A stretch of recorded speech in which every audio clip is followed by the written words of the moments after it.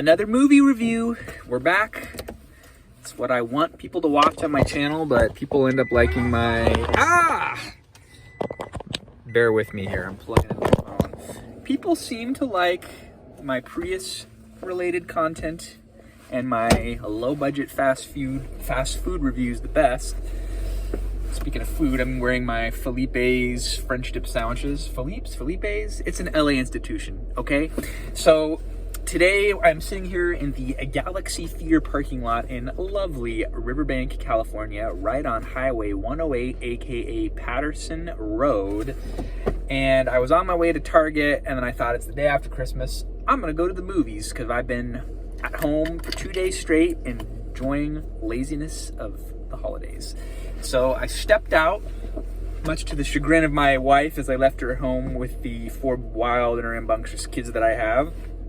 And I have been inundated day after day, every time I turn on social media or the television, by ad campaigns for the Brendan Fraser comeback movie, The Whale, directed by Darren Aronofsky.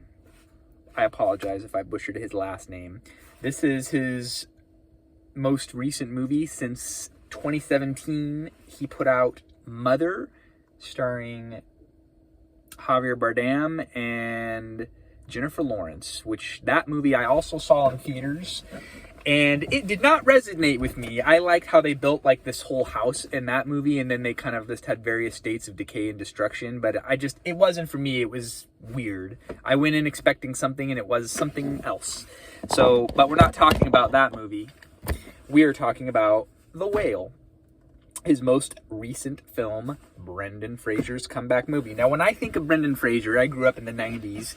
The first movie that comes to my mind, not The Mummy, but Encino Man, is the movie that I remember renting and even maybe seeing in theaters at the AMC Theater in Fullerton, California as a kid, where Pauly Shore and Sean Astin discover Brendan Fraser, who was like a caveman when they were digging a pool in his backyard in Encino. That's one of my favorite Brendan Fraser movies of yesteryear. And then obviously you think of another 90s classic, Tarzan. Brendan Fraser. One of my personal favorites that I recently rewatched, and I have it on DVD, is 1994's The Scout, where he co-stars with Albert Brooks, playing this guy that's scouted to the New York Yankees. And in that movie, you see his dramatic acting abilities. There's some poignant moments in The Scout, even though it only has a 25% Rotten Tomato score and it's not very well received by a lot of critics. I really enjoy that movie, and I think there's some pivotal moments in that movie. This movie also, it's kind of polarizing on the critics spectrum. We're talking about The Whale now. Obviously, it stars Brendan Fraser as an obese guy engaging in self-destructive behavior after his boyfriend dies. Once upon a time, before he came out of the closet, the character that is, he was married and he had a daughter, and he walked away for his gay lifestyle. Controversial. Is it though? I don't know. You tell me. So the daughter is played by Sadie Sink, who I think of in the Stranger Things show. She plays a semi-teenage girl in that program as well. She's great acting chops in this film. Loved it. Loved Brendan Fraser. I had crying my eyes out moments in this movie. And the whole movie is just kind of recorded in this dimly lit apartment.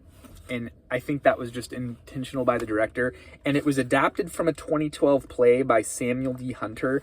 And the movie, the way that it's acted and the way that the staging is, the way that a lot of the scenes play out and the way that the actors stand, it plays out like a play.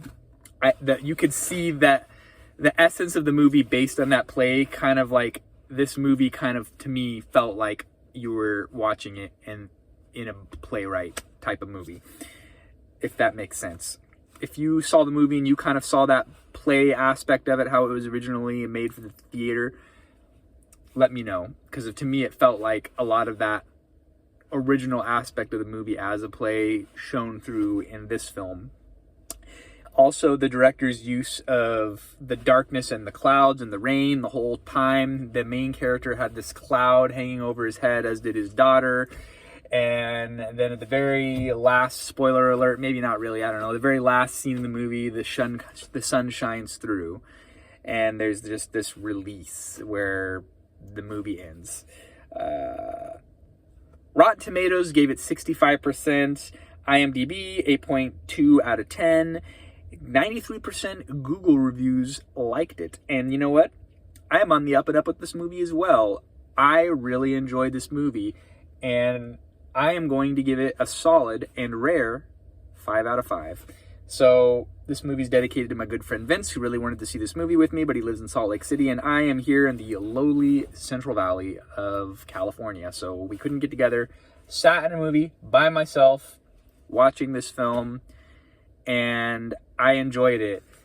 I know that some people didn't like that he was wearing a fat suit, but I thought the makeup and everything was awesome. It felt very authentic.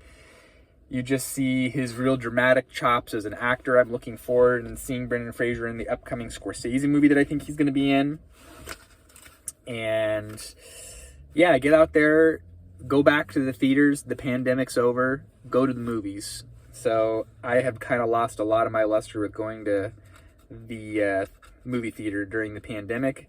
And I used to go to the theaters quite often, and I really want to get back into seeing good movies that I could pass on, not just my VHS archives, because those aren't really the ones that people tune in to see. I'm looking at my reviews, not my reviews, my views, and the more recent stuff people kind of are interested in, the everyday person's perspective. So there you go, The Whale 2022. Go out and see it, 5 out of 5, recommend it, it's enjoyable, heartfelt, and it kind of had a very positive outcome as well, and a very positive undertone. So I like that too. Until next time, we will see you then.